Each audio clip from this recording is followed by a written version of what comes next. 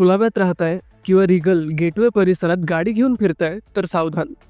19 February 2026 पासून ट्रॅफिकचे नियम केवळ कडक झाले नाहीत, तर ते झिरो टॉलरन्स मोडवर आले आहेत. आता तुमची एक छोटी चूक थेट तुमचं लायसन्स रद्द करू शकते. काय आहेत हे नवीन नियम, नीट समजून घेऊया. या मोहिमेत सर्वात मोठा बदल म्हणजे 5 चलान नियम. जर एका वर्षात तुमच्या नावावर 5 वेळा नियम मोडल्याची नोंद झाली तर तुमचं ड्रायव्हिंग लायसन्स 3 महिने ते 1 वर्षासाठी निलंबित केलं जाईल. दुचाकीवर दोघांनाही ISI मार्क असलेलं हेल्मेट बंधनकारक आहे. नियम मोडल्यास ₹1000 दंड आणि लायसन्स जप्तीची कारवाई होईल. 18 वर्षांखालील मुलांनी गाडी चालवली तर पालकांना ₹25,000 दंड आणि तुरुंगवासही होऊ शकतो.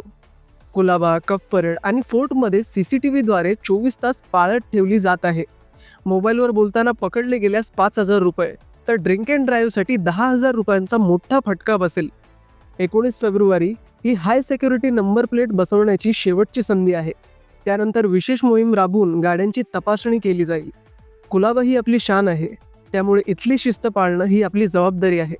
दंडाच्या रकमेपेक्षा आपल्या आणि इतरांच्या जीवाचा विचार करा आणि सुरक्षित प्रवास करा. मी दीपेश पवार, कुलाबा न्यूज 24.